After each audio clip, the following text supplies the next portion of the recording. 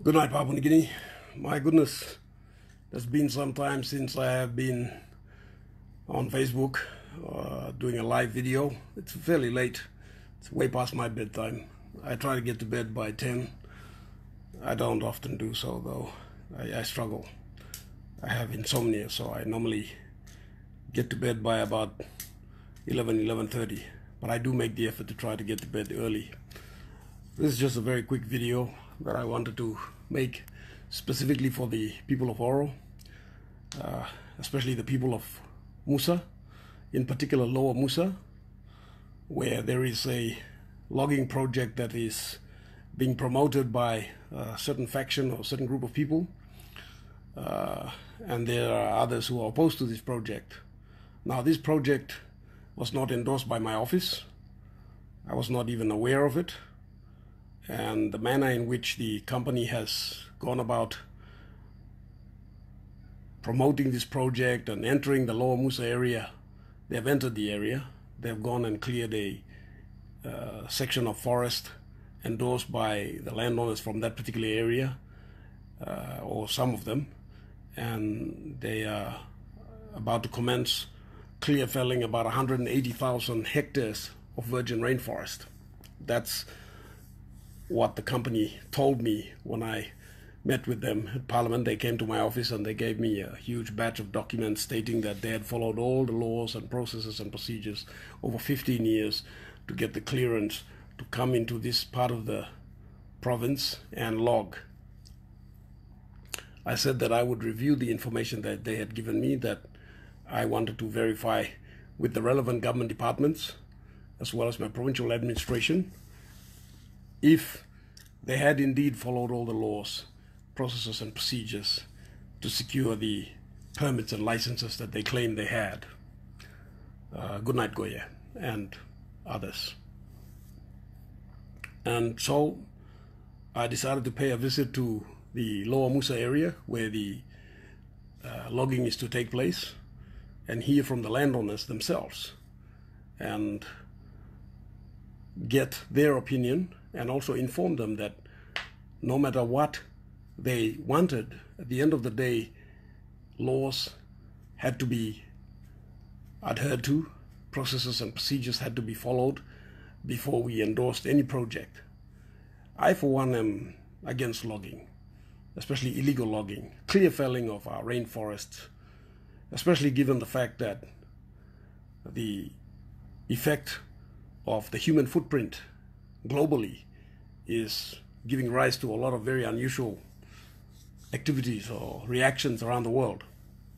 For instance, the rise in sea levels, for instance, the rise in global temperatures, and the emergence of all manner of diseases that are attributed to basically climate change brought about by human activity.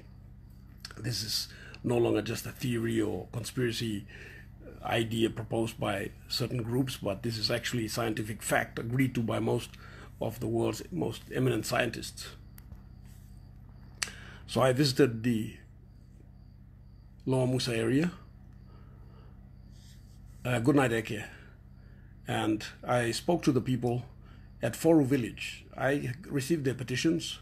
One group were totally against the logging project and another group were for it. The group that were for it had an argument that they had been neglected for 40 years. They felt that they had been left behind, that nobody cared for them, that there was no government services, and they had no other means of earning an income, so that they felt this was the opportunity that would give them those privileges to earn a living and, to make some money and to see some development. The other group were against or opposed to logging. They felt that they were never consulted. They felt that no one had spoken to them, that there was no proper process of clan vetting or social mapping to determine who owned what and seek their consent after a process of informing them about the consequences of such a project. I personally am not for the project because I am a conservationist at heart. I feel that our rainforests and the creatures that live in there, we are responsible for protecting.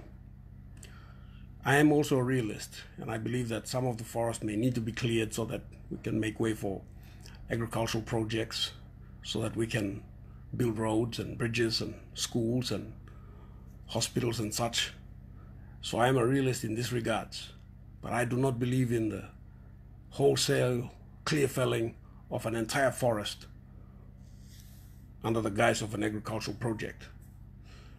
From my own knowledge and experience of more than 20 years fighting illegal logging companies in Papua New Guinea, of which I would say 97 to 98%, 99% of the logging companies in Papua New Guinea are operating illegally, I would say that there is no evidence of any successful agricultural project having or being established in Papua New Guinea after logging. What happens is that all that forests are cleared and the operators move on, leaving the people with bare landscapes and nothing else. This is a fact. Many of these companies, or most of these companies, are not agricultural companies, and yet the permits and licenses issued for logging are on the pretext of agriculture. The sad fact is that many of the people in these areas are so remote, they're so starved of any government services that they are desperate. The logging companies take advantage of this, and the logging companies dish out a little bit of money here or there to the right people and obtain their consent, and all of a sudden they're able to access virgin rainforests that are thousands of years old, cut down all these trees and take them away under transfer pricing mechanisms where they don't even pay any taxes, and they literally get away with this. And the people are left with their broken dreams and hopes and bare landscapes and nothing else. I spoke to my people at length at Musa. It was quite difficult because many of the people who were pro-logging were also my supporters. Many of them pointed out that they had given me the mandate and they expected me to endorse this project. And I said, look, that's not how it works. I'm here to protect your children's future.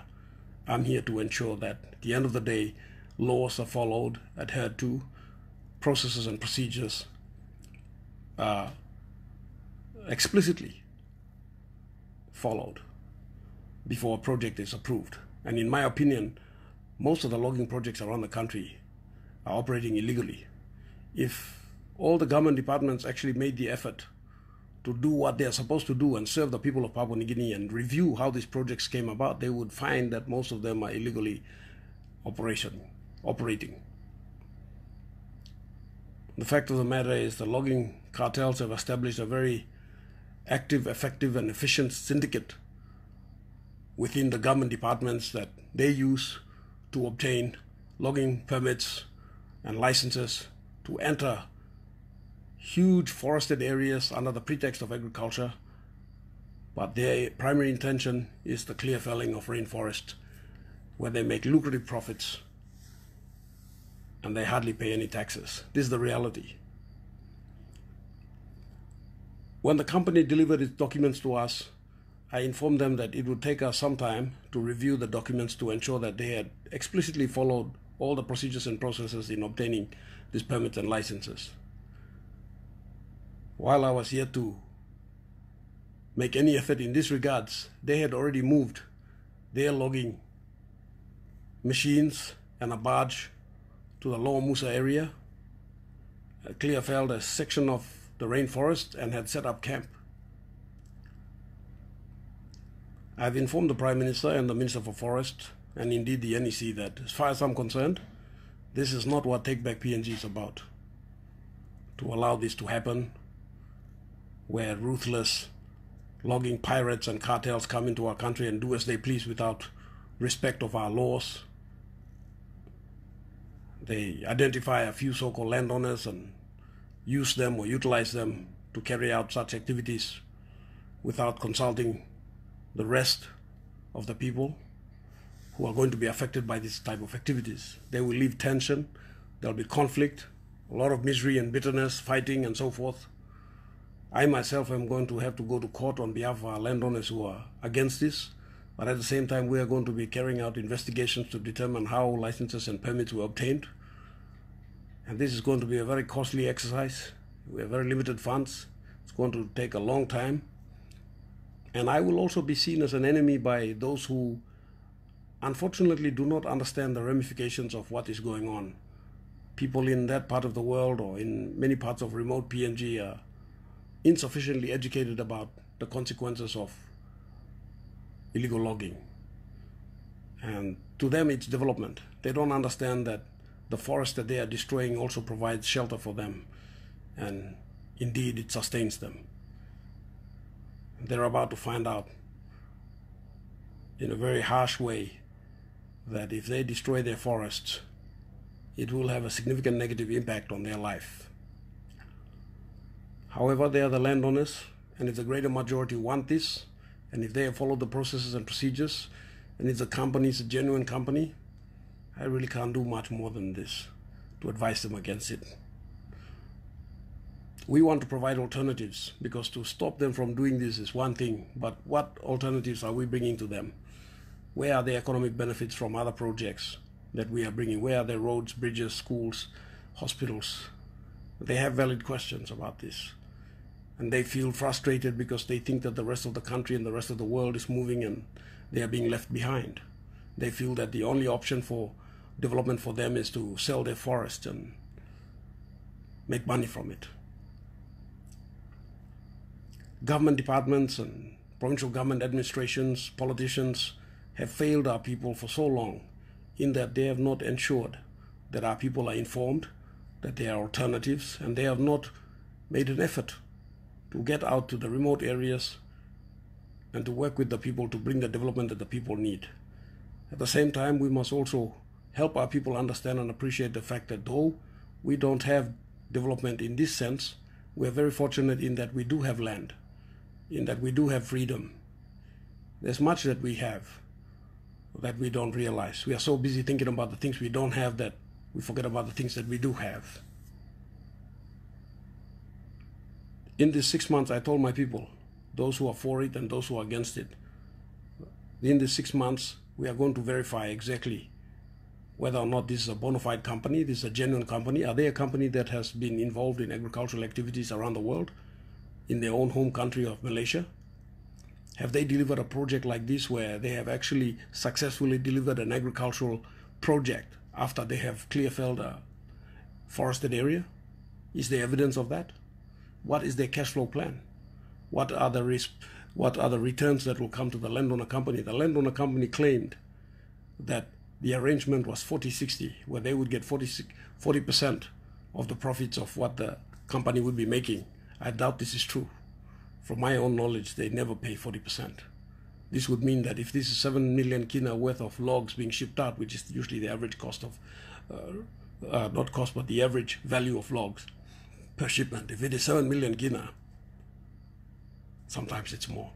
Let's say 10 million for the sake of argument, and so that we can understand the mathematics that I am about to explain. And they own 40% of that, and it's 10 million. Then that means that the landowners would get 4 million. I do not think there is a single landowner company in Papua New Guinea who gets 40% of the returns of a logging activity in any logging project. So from the very get-go, I can tell that this is not true, that the people have been misled. Many of the landowners claim that they were forced to sign these agreements, that they had no idea what they were signing, that they were told that this would be development that would give them water tanks and that there would be a health center built for them. And as a result, they went ahead and gave their consent. Many did not realize that it would be clear felling of the entire forest that they rely on and depend on for their livelihood. And many don't understand that when the forests are gone and the rivers flood, they will have nothing preventing these floods from destroying their gardens and their villages.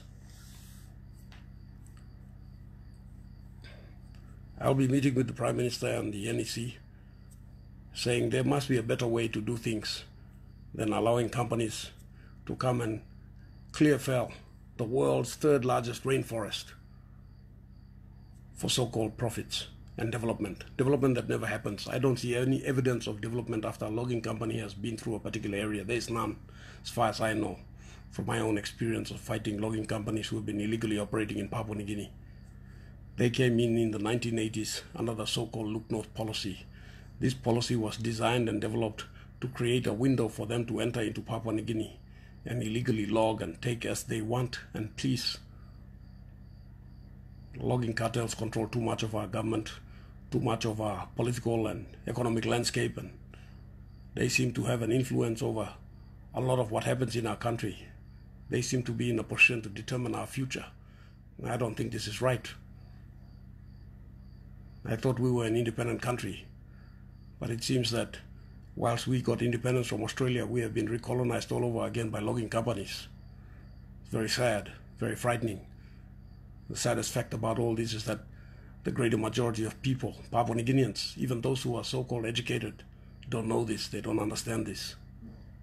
They think that they're an independent country every time they wave their flag on the 16th of September and sing songs and feel emotional and feel that they're independent. They don't realize that they have actually been recolonized all over again. Anyway, this is my message. The people of Musa, we will be reviewing this logging company and its bona fides and whether it is genuine or not. And we will also be carrying out an extensive clan verification and social mapping exercise to determine who is actually landowner and who isn't, and who are user rights, and where their lands come from, and where their rights end and begin, and so forth. And then we will decide whether this is in the best interest of the people of Oro and Papua New Guinea or not. Some of the landowners over there told me that they would be withdrawing their support for me, and I told them that's fine with me. They can withdraw their support. If they feel that I'm stopping them from progressing and they don't want to vote for me, that's entirely up to them, but I am not going to be a rubber stamp and endorse something that I am against, that I feel is not in the best interest of my people or my country. Pita mume akari.